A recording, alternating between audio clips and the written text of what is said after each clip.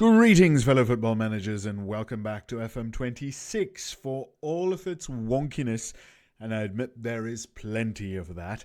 My last video, linked up here, really exposed a different set of perspectives on the new version. Whatever camp you're in, I personally am in the Let's Discover FM26 camp, and the feature I want to talk about today is something that we've really battled with over the last years and years and years in Football Manager.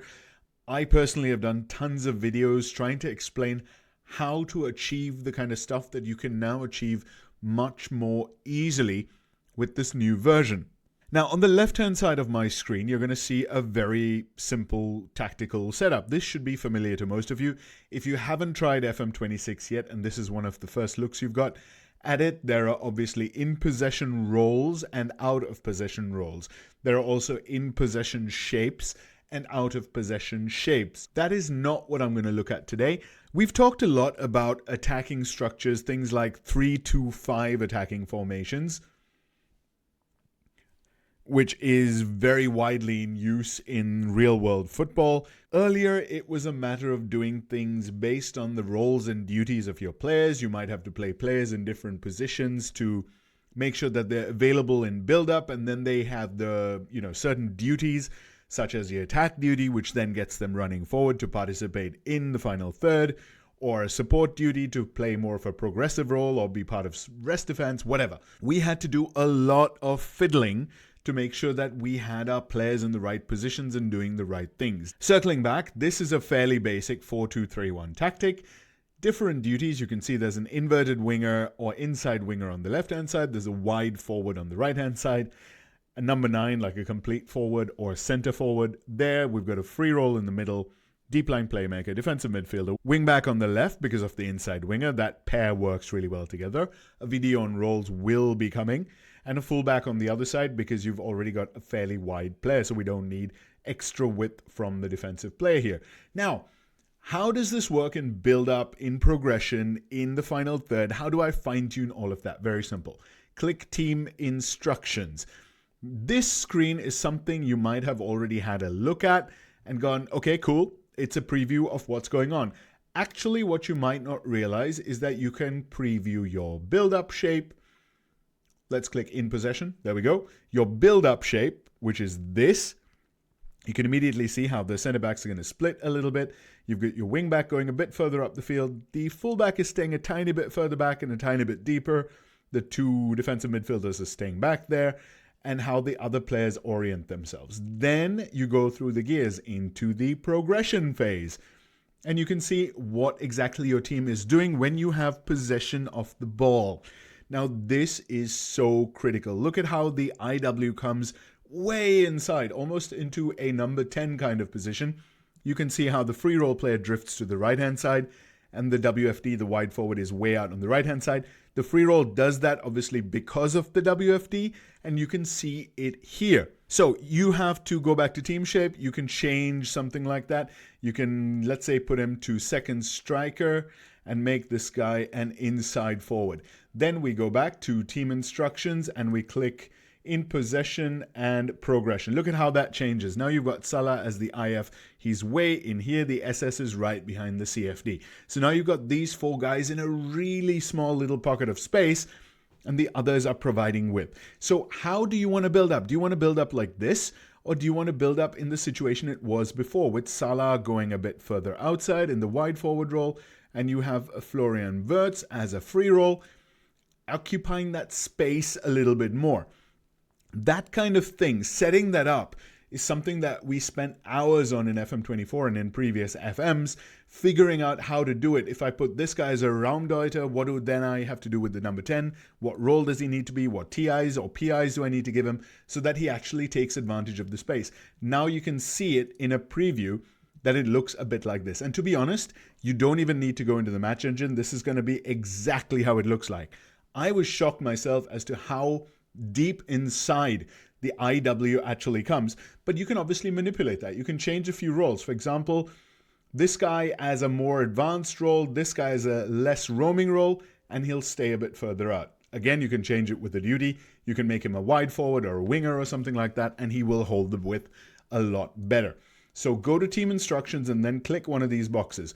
This for me is the most important view, this progression view, because this is where you're actually going to enter the final third, where your players are going to be as you get in there, and what opportunities you can create in this early phase. One of the key opportunities that I tend to create is these guys linking up with each other, playing a quick ball back to the DLP, and then the wing back is motoring down the left flank.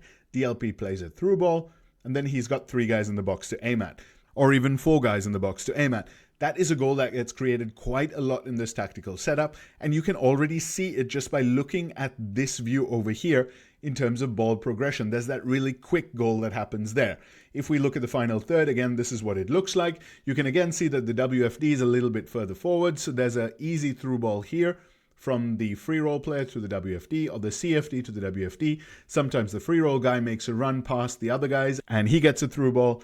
So there's lots of different ways things can go. Because of the central congestion as well, I can take a decision like shoots from distance, discourage, because it's always going to get blocked or deflected. There's really not much space to get off a good long shot. That's why I've actually discouraged it. You can also think about changing your crossing style and so on based on what you see here. The patience, you might want to be a bit more patient because again, it's also central. There'll be so many players here. You might have to be a little bit more patient about how you play through the final third. But again, it's so useful to actually see where your players are based on their roles and the tactics you've actually selected using this view. It is absolutely amazing. Now, this works in defense as well, and there's a whole bunch of different conversations. Again, though, before we go back there, this is also about shape. What is the shape that you're going to be attacking in? I mentioned earlier that a lot of teams use a 3-2-5. So there's 3 guys in this line. There's Virgil, Konate, and let's say one of the fullbacks is an inverted fullback. With Liverpool themselves, you'll see the left wing back usually plays that role where he jumps into to make a back 3 here. It's fairly easy to identify because again, we see final third football quite a lot when we watch football on the TV. When there's one good team against, let's say, a low block team, you can see what their final third shape is and what the different players are trying to do and how all of that works. And here we can see it with this preview based on the roles and the positions you've actually selected here. So all you need to do is go back to this screen, change things up a little bit if you're not seeing what you want to see in this area, and then off you go. For me, this one is the key. Get this right. And again, I can see that this is pretty good because there's so many different, angular balls in here. There's the wingbacks run, as I said before. There's the wide forwards run. The wide forward actually moving into this space here. The free roll player moving into this space. There's a ton of things that can actually happen to get the team from progression into the final third. And then again, there's a chance of creating different chances while you sat in this kind of low block situation for the other team. Again, though, the keyword there was shape, because if we go to out of possession, and let's click out of possession here as well, I haven't changed anything. And I don't need to. The out of possession tactics, you can obviously then make this like a 4-2-3-1. You can obviously make it a 4-5-1 or something like that. You can do whatever you want, really, but you don't need to, is part of what I'm saying. I've messed things up a little bit there. What did I have? I had this guy as a wide outlet winger, and this guy was a tracking attacking midfielder, and this guy was an IW who was tracking winger. So this is my setup. Why? Because if I go down here to the low block, this is kind of what I want.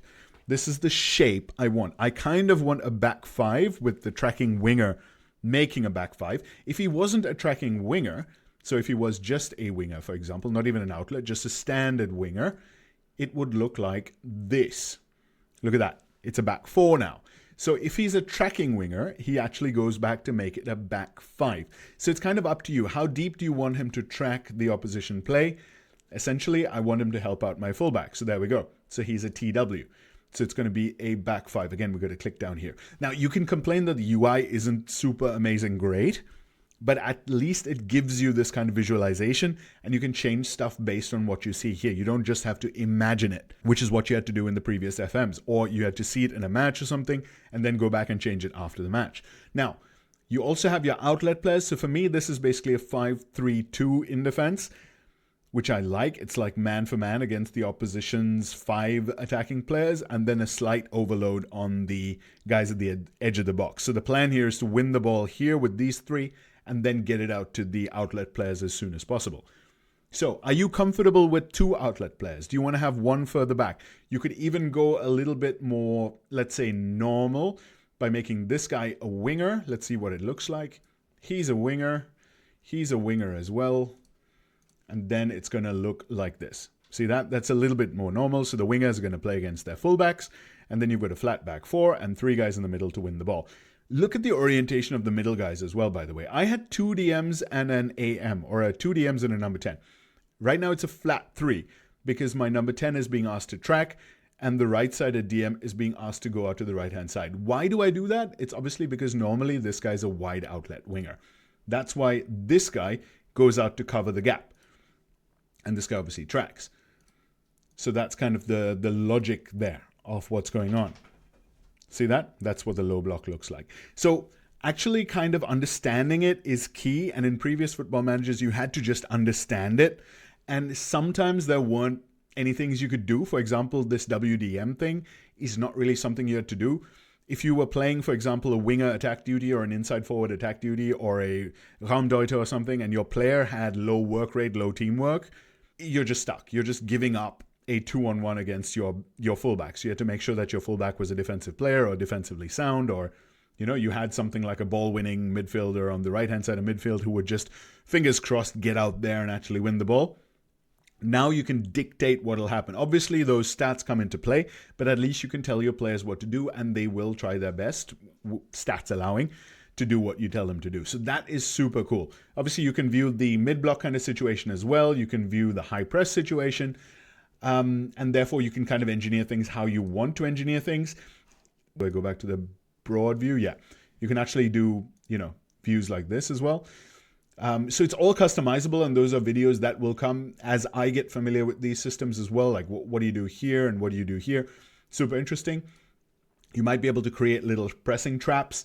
Obviously, you can create pressing traps, trap outside, trap inside in different parts of the pitch, which is a level of granularity that is great, and I'm looking forward to playing with that. So I have even not gone too much further than the surface, and there's so much more to find out about this game, given options like this view that they've given us and these instructions and stuff that they've given us. So if you didn't know that this was in there, because nobody tells you that you can actually do this, you kind of need to find it yourself by going to team instructions and then going, oh wait, why is there high press here? What happens if I click it? And now you can figure it out. And now you can edit, things like goalkeeper distribution and then see where your players are. Again, the outlet player is a little bit higher. The tracking player, for example, in the mid block drops all the way down there. So you might want him a little bit higher if you're doing a high block, something like that. Yeah. So tons of stuff that you can do with this view. Again, this is just part 1. Go to part 2 and click through the different situations and see if you got part 1 right. Adjust part 1 the way you want it to be. Thanks for watching, guys. Again, I will talk to you in the comments. Have a great one and a lovely weekend. Bye.